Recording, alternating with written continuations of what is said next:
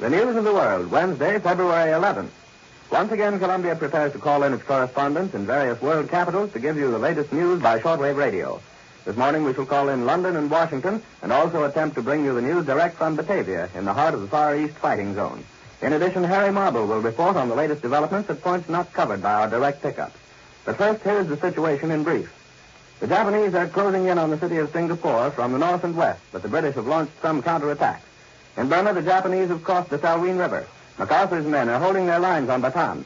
The Dutch are fighting a stubborn delaying action around Makassar on the Celebes and Banjarmasin in Borneo. And now, Harry Marble. Before calling in Batavia for the report of William Dunn, here is the latest news of Russia. The Red Army announced this morning that the Germans have lost still another general. He was killed in the Smolensk region west of Moscow, and this time there is no question about how he died. Soviet guerrillas blew up the staff car in which he was riding. The Red Army continues to carry the fight to the Nazis. A bitter battle is raging around Rzhev, where the besieged German garrison is trying to fight its way out, and German reinforcements are trying to fight their way in, both without success, according to Moscow. Another battle is raging around Kharkov, the industrial city in the Ukraine, and the Berlin radio admits Soviet gains in this area. For a report direct from the Far East, we take you to Batavia and the news by William J. Dunn.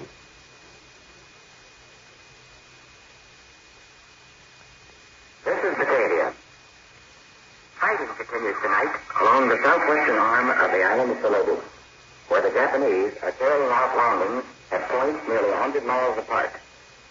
Tonight's communique of the NEI fighting forces shows that landings have been effected at Malang Nipa, Yenaponto, and Barambong, as well as at Makassar. Few details are available. The communique also reports that a flight of Japanese bombers on its way to Surabaya was intercepted by Dutch fighters and broken up. It failed to reach the city. Enemy reconnaissance is reported over northern Sumatra and part of West Java. It was also announced this evening that 3 Dutch fighters were shot down during Monday's machine gun raid of aerodromes near Batavia. All members of the crews of these aircraft were killed. This afternoon, I had an opportunity to inspect several of the streamlined, detachable gasoline tanks, which has given the Japanese Navy old fighters a cruising range comparable to that of a small bomber. These tanks, dropped in the vicinity of Batavia during Monday's raid, resemble a small torpedo, about 7 feet in length and 24 inches in diameter. They are constructed of exceedingly thin aluminum and are light enough for the average man to lift with ease. Each has a capacity of 90 to 100 gallons of fuel, which should add nearly 2 hours to the cruising time of the plane, with the engine operating at fractional power. The tanks are attached to the underside of the plane by a single connecting rod and are cut free in flight when empty or whenever necessary. One of the tanks I saw today was badly battered and torn by its fall and should be examined thoroughly. Probably the most impressive part of the mechanism will be to show its extreme simplicity. My non-technical eye could pick out only a pump, a gas line, an air pressure pipe, and the connecting device. The cost of the entire tank should be very nominal, particularly in the light of other wartime expenditures. Complete with gasoline, the tank should add little more than 750 pounds to the flying load of the fighter plane. Batavia tonight is still watching the Singapore situation with extreme concern. There has been almost no news from the besieged island today, but there is little doubt here that the battle for the British stronghold is rapidly approaching a crisis. The American Volunteer Flying Group in Burma continues to be one of the biggest headaches imposed on the Japanese Air Force. The Air Officer commanding Burma has just issued an order commending the force for the destruction of their 100 anti-planes since the war started. Last week at Surabaya, a salvage crew was engaged in pulling Japanese airmen from the wreckage of a bomber which had been shot down over the city. As each man was removed, he was subjected to a thorough examination. One of the Japs was wearing a pair of trousers which carried a neatly lettered label inside the belt band. The label read, Java Stores, Surabaya. This is William J. Dunn in Batavia. I return you now to Columbia, in New York.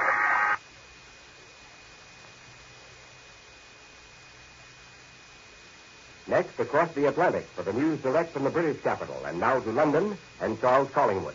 Good morning. This is London. British resistance at Singapore is stiffening. An authoritative London commentator said a few minutes ago that the British are counterattacking and that their counterattacks are meeting with some measure of success. It is reasonable to say, said this authoritative source, that the situation is certainly no worse and there are indications that it's better. The British are counterattacking toward their original line from which they withdrew day before yesterday. They are also attacking against the second Japanese landing to the north. A broadcast by the Malaya Broadcasting System this morning says that the Japanese are using the better part of 3 divisions against the Singapore defenders. The broadcast went on to declare that all useful installations in the great Singapore naval base have been blown up. Ships of the British and Dutch merchant navies are daring the almost continuous Japanese bombardment to dash in and out of the harbor, evacuating as many women and children as possible.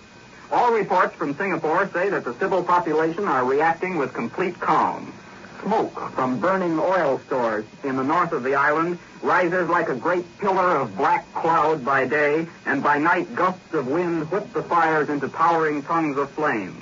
Against this background, the life in Singapore City provides another curious example of the way in which old habits and ways of life persist through the most fateful situations. People are going on working in Singapore just as usual. The buses and the rickshaws make their normal rounds. People dress up and go to a tea dance at the big hotel. Perhaps most surprising of all, people stand in line to get into a movie. It's hard to say just what else they might do. They would only be a nuisance in the fighting line or on the roads. People in London acted the same way during the days and nights of the great German air raids. There's no particular moral attached to it. It's just surprising to see how people act while their destiny is being fought out around them. The affair of the Vichy supplies to the Axis forces in North Africa is still causing a great deal of interest and some concern here in London. Although the supplies don't seem to have been large, the British Minister of Economic Warfare confirmed in the House of Commons yesterday that they were being sent. There's been a great deal of speculation about just how these supplies get to Vichy, North Africa. Today, an authoritative London commentator suggested that they had almost certainly come in French ships. These ships were probably sent either from Italian ports or from French ports. The supplies actually got to Rommel's forces by road and rail from Tunisia. Well-informed quarters say that in view of this information, the whole question of Allied relations with the Vichy government is being reconsidered. In Libya, where these French supplies are supposed to have been getting to, the Axis forces are still stalled well to the west of Tobruk. They've recovered about 2/3 of the ground which they lost to General Auchinleck without having to do any real fighting at all. However, there are indications that if they attempt to proceed any farther, they will come up against well-prepared British resistance. One of the factors in this Axis halt may well be their lack of air support. The RAF has almost uncontested air superiority over the forward area. British fighter pilots report that they are meeting with almost no opposition from the Luftwaffe. The Royal Air Force was also active in the west last night. British bombers attacked Bremen and other targets in northwest Germany, and once again, bombs were dropped on the docks at Brest. The RAF is doing its best to see that the Scharnhorst and the Gneisenau stay put. This is Charles Collingwood in London, returning you to Columbia in New York. For the news in our own nation's capital, we take you to Washington for the report of Eric Severide. Today is the national holiday of Japan. Some authorities in Washington, whose job it is to carefully check the progress of the Philippine fighting each day, believed last weekend that the Japanese would try to complete the capture of the Philippine Islands in time for today's celebration. This morning it appeared that Singapore might fall before the Philippines. But there is a feeling here that the final hour of trial for MacArthur's men is now at hand. The fight for Luzon has continued 65 days. No one here any longer speaks about reinforcing the men in the Philippines. And for what material can get to the Far East, other areas with more chance have priority. There's little speculation about MacArthur's chances of evacuating. It's believed by many that the small group will first try to withdraw to the Corregidor Fortress in Manila Bay.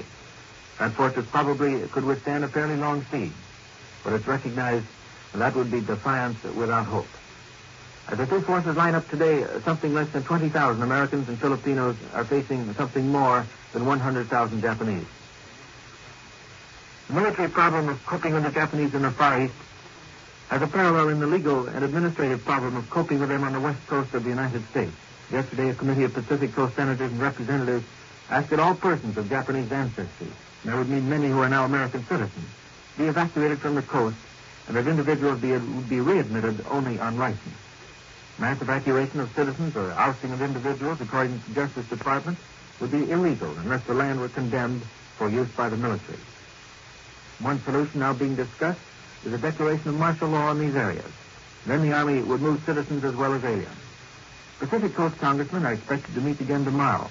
They may ask the President to issue an executive order to carry out the evacuation they want. Another possible solution is the arrest of citizens and aliens for what is known as protective custody, arrest for their own safety. That has already been applied in 2 or 3 cases. For example, in one southwestern town, an industry had brought in Japanese workers to replace whites who had been a long time on strike. Then the war began, and it so happened that a large number of sons and brothers from that town were in the Philippines fighting against the Japanese, and a number died there. The resentment against the Japanese locally flared up, and for their own safety, the Japanese workers, undoubtedly quite innocent of any fault of their own, were gathered up and moved away. Problems more severe than the legal problems are involved. In some big Pacific areas, the Japanese grow and deliver a high percentage of the vegetables and fruits consumed. And there happens to be a nationwide campaign underway to increase food production. And by careless action, that could be harmed. Tonight, the Republicans will dine. At their annual Lincoln dinners around the country, they will work up the first flush of enthusiasm over next fall's election. Joe Martin, Jr., the Republican National Chairman, said the dinners will be mostly patriotic affairs, but speakers will insist on the right of constructive criticism during wartime. At the big dinner here tonight, the principal speaker will be not the last Republican candidate for president, Wendell Willkie, but the one before that, Alf Landon. I return you now to New York.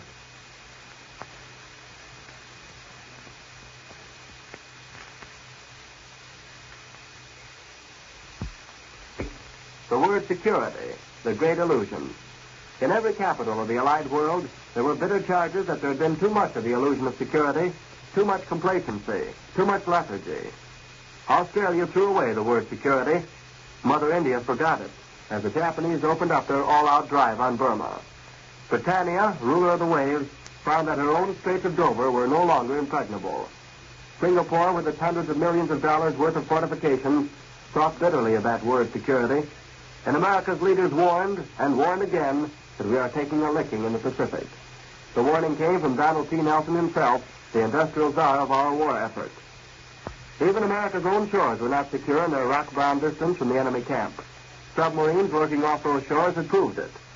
It was proved again in flames, fire which swept the liner Normandy, a blaze started by carelessness. The critics of these appalling setbacks pointed to but one factor: false security and gross and utter carelessness. In London, in New York, and in Australia, carelessness was blamed in the public prints for the plight of Singapore, for the victory of the German battleships Gneisenau and Scharnhorst reaching the Straits of Dover, for the Normandy fire, for lack of air power. In all the highlights of the week's news, there was but one highlight for the Allies, only one bright spot, and that, the disclosure of the terrific damage wrought by the American Navy in its attack on the Japanese-held Marshall and Gilbert Islands. A couple of emperors didn't get much sleep on the night of February the 11th. Emperor Hirohito's royal head didn't touch a pillow all night. The Tokyo radio says the emperor was gripped by insomnia. So anxious was he to receive without delay the latest reports on the Japanese fighting in the city of Singapore. Emperor Hirohito could just as well have got his 8 hours on the night of February the 11th. In Helsinki, meanwhile, the temperature hovered at 20 degrees below zero on the night of February the 11th. In the very coldest hours just before dawn, Emperor Kangti of Manchukuo got up in his bedroom, had his royal aides help him on with his royal clothes. Then, while it was still dark, Emperor Kangti made a cold journey to the shrine of the Japanese sun goddess. There he, too, offered his prayer for Singapore. Well, that particular morning, Emperor Kangti could have saved himself the trouble and turned over and grabbed an extra hour in his warm bed. Because Singapore didn't fall that day, or the next, or the next. For the British troops were busy writing their history into the proud annals of the British Empire. But critics said the reason for Singapore's invasion was not a proud chapter in anybody's history. Yes, and the critics were numerous throughout the British Empire. Those who were there say it really began at Penang, this disaster which was engulfing Singapore. Penang is a little island off the northern Malayan coast, abundant in tin and rubber. The Japanese took it in a lightning thrust. But how they took it was another matter.